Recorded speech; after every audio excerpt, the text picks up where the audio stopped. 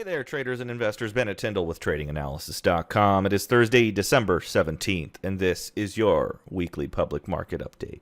So traders, investors, last Thursday, December 10th, I put out a video talking about the corrective pullback that we were seeing in the market.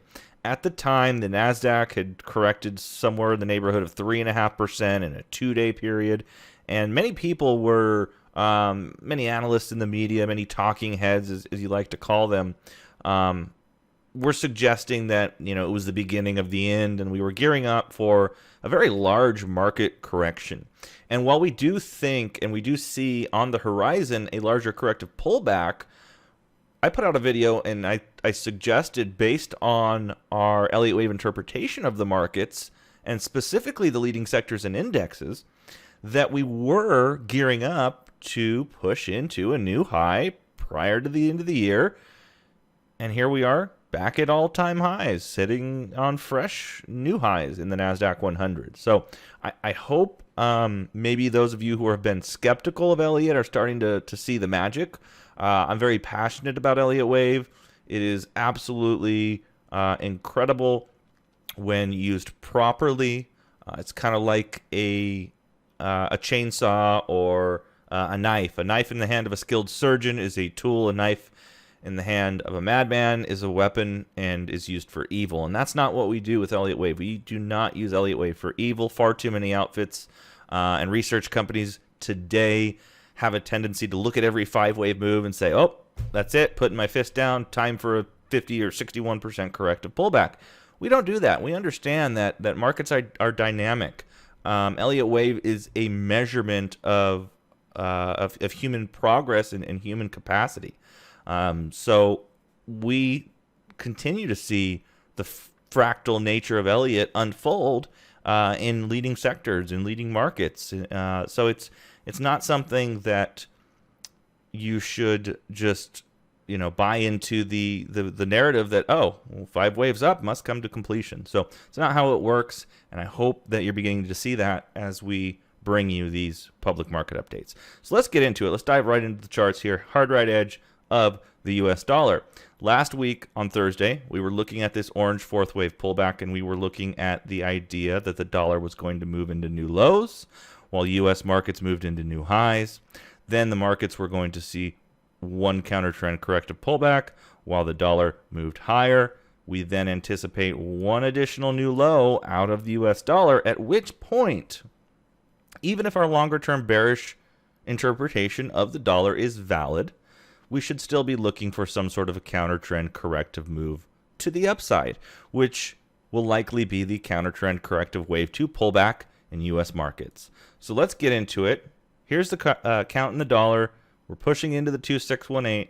Let's now go take a look at the S&P. We'll take a look at the Nasdaq, and then we're going to take a look at communications, technologies, and the technology sector, and then SMH, which is the semiconductor ETF that we traditionally like to track here at Trading Analysis. So you'll notice that off of the March lows, we are nearing the completion of a 5-wave subdivision. Again, not using Elliott Wave for evil, we do anticipate whatever corrective pullback that follows, we anticipate that to be a buyable pullback. And this is going to be a fantastic opportunity for anybody who's been either underallocated or just improperly allocated or just simply missed the entirety of this move. It's going to be a great opportunity to get back on board the markets for continuation to the upside. So you'll notice, if I take you really quickly back to the wave count in the dollar, we had identified back in March of this year confluence of Fibonacci resistance offered from 2 degrees of trend. The Fib resistance did give way to a sharp 5-wave impulsive trend establishing decline. We then enter a counter trend corrective wave 2 pullback.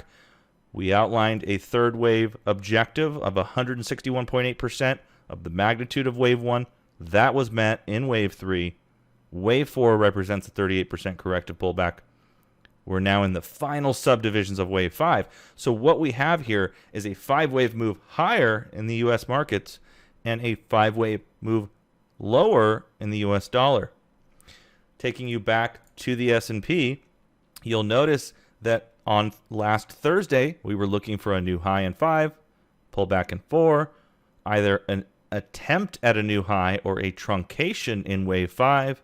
That would then complete the subdivisions, and then it's time to look to the downside. Okay, that's how we're approaching the markets. Let's get off the daily charts. Let's take you down to the 20-minute chart, and you'll notice that what we were looking at here was this wave 4 to yield a move higher. Wave 4 was directional compared to the sideways wave 2 that we're squaring it up against. So the guideline of alternation that Elliott Wave teaches was the roadmap to last week's correction. That's the S&P. Let's now look at the NDX, the Nasdaq 100. What happened in the Nasdaq 100? Well, if you'll go look at the video from last week, I was outlining a zone of support at 12,326 to 12,318. You'll notice we moved just ever so slightly below it, retrace, go a little bit below it again, and now here we are all the way back into new all-time highs. So from the lows, let's just even map this from the support that I had outlined. Markets are up 3.5% and 4.19% in the NDX from last week's video. So here again, very similar to the S&P, we're looking for a new high in wave 5, counter trend wave 4 pullback. Then we have a move up in 5 that completes the required subdivisions to suggest that a 5-wave move has run its course, and we're going to be seeing a wave 2 pullback. Let's now take a look at the XLC communication sector. Then we'll take a look at tech, and then we'll look at SMH, and then we'll let you guys get out of here. So in XLC communication sector, we were looking at wave 3. Wave 3 completed right into our 1618 upside objective. Wave 4 squares up to wave 2 at the orthodox low, and in fact is a perfect or near perfect 38.2% Fibonacci retracement, and is now attempting to move higher. The XLK Technology Sector Spider ETF also showing the same wave count as the dollar, as the S&P, and the NDX, and communications, and semiconductors. Oh my goodness, all the stars are beginning to align.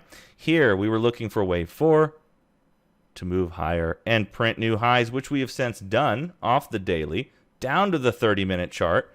Notice here, Elliott Wave was the roadmap to the corrective pullback. Wave 3, 161.8% of wave 1. Wave 4, directional compared to a sideways wave 2. So basically, wave 4 and wave 2 kind of switched their typical characteristics. Wave 2 is usually sharp and directional. Wave 4 is typically sideways. Since wave 2 was sideways, wave 4 was the directional correction here. We're now into some upside resistance, and we're not far off completing that required subdivision before the sideways wave 4 sets in. Then we'll look for the move to new highs, and then things could certainly get interesting in the markets. Over to the wave count in the SMH, you'll notice coming out of wave 4, you have 1, 2, 1, 2, up in 3. Wave 3 completed right at our 1618 objective. Wave 2 was sideways. Wave 4 was directional. Just over a 38% corrective pullback, and we're now moving higher in SMH. Last but not least, we'll take a quick peek at the Russell 2000 small caps. I called a breakout in the rut coming out of this wave 2 back on November 2nd. We've seen a very significant advance here, but you'll also notice, in fact, we'll go to a 195-minute half-day chart.